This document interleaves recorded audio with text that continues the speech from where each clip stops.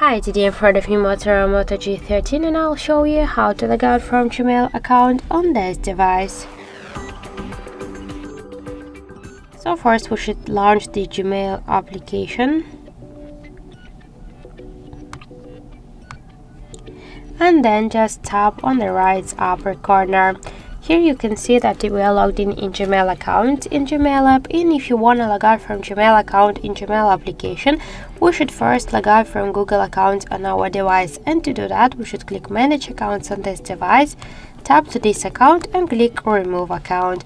After that, confirm your action by clicking to remove account again. Are you sure? Tap to OK, use one from your unlock methods, your protect methods on your device. Any Google account settings, we can see that we just have no any logged in accounts. So let's go back to the application.